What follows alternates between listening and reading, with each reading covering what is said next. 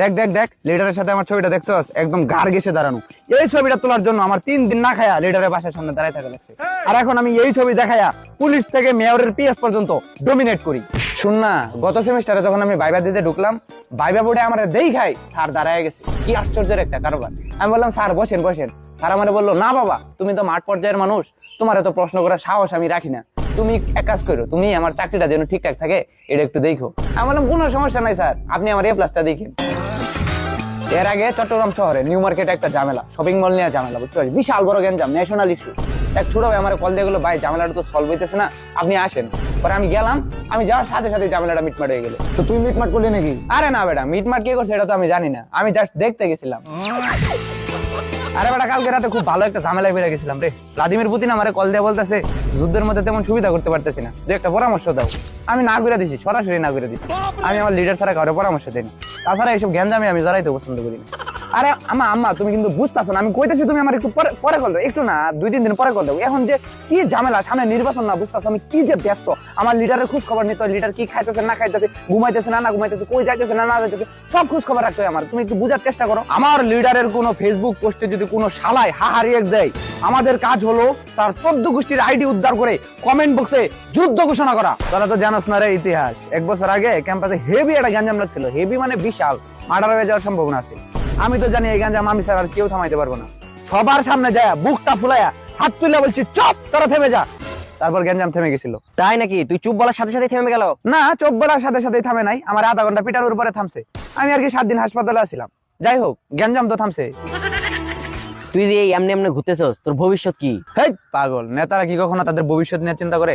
নেতারা তাদের কর্মী এবং জনগণের ভবিষ্যৎ নিয়ে চিন্তা করে। তুই তো নিজেই একটা কর্মী। হবো, নেতা হবো, ভবিষ্যতে হবো। তোর কি মনে হয় তুই এমপি হতে পারবি? আরে না, এমপি হবো কেন? তো কি হবি, প্রধানমন্ত্রী নাকি? না, প্রধানমন্ত্রীও না। তাহলে কি হবি তুই? প্রেসিডেন্ট হবো ব্রো, প্রেসিডেন্ট। ওয়ার্ডেন না ইউনিয়নের? বেড়া দিলি তো কথা বলার মুডটাই নষ্ট করে দিলি। এতক্ষণ তো কথা ঠিকঠাক ভাবে যাইতেছিল। আমি স্বপ্ন দেখতেছি আমি আমেরিকার প্রেসিডেন্ট হবো, আর তুই বলিস ওয়ার্ড ইউনিয়ন। শুন না, গতকাল যে আমাদের বিশাল নির্বাচনী সভাটা ছিল সেন্ট্রাল ফিল্ডে, ওই দিন তো মনে করছে বৃষ্টি হওয়ার সম্ভাবনা ছিল।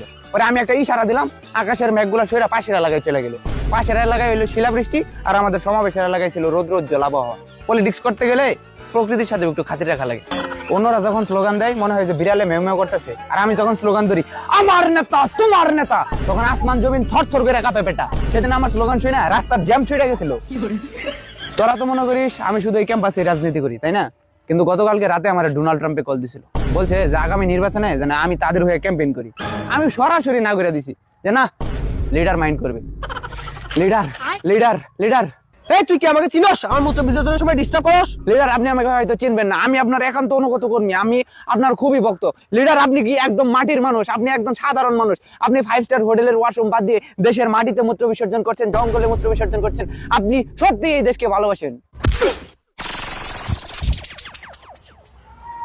মামা ছবি তুলছস? হ্যাঁ মামা, তুলছি। সাব্বাস মামা। লিডার, আপনার সাথে তো বহুদিন ধরে রাজনীতি করতেছি, কিন্তু এখন অব্দি রাজনীতি জিনিসটা কি এটা আমি এখনো বুঝলাম না। যদি একটু বুঝাই দিতেন। রাজনীতি কি বুঝছ না? আপনি বুঝাই দিলে একটু বুঝতাম। ওইটা তোরে পরে বুঝাবনি, কিন্তু তোর জন্য আপাতত একটা সুখবর আছে। কি বলেন লিডার? এই অধমের কপালে কিসের আবার সুখবর?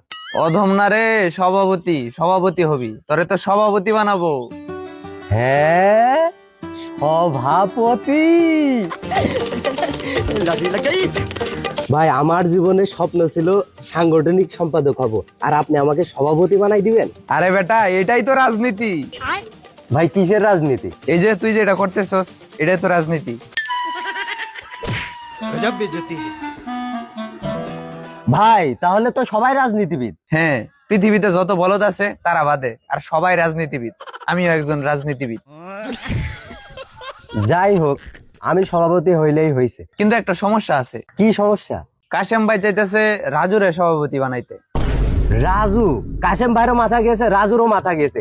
রাজুর নামে তো ব্যাড রেকর্ডে ভরা, আর ও তো কিছুদিন আগে মেয়ে নিয়ে ধরাও খেয়েছে। ও তো পড়ালেখায় ভালো না, তো সিজু নাই। আর এমন লোক যদি দলের সভাপতি হয় তাহলে তো দলের নাম ডাউন হয়ে যাবে। কই বেটা, তুই তো রাজনীতি বুঝস? কে বলে তুই রাজনীতি বুঝস না? এখানে আবার রাজনীতির কি দেখলেন? রাজুর সাথে যেটা করতেছস এটাই তো রাজনীতি। আজকে অনেক রাজনীতি শিখে ফেললাম। রাজনীতি শিখছ? তোরা রাজনীতি শিখাইতে পারছি?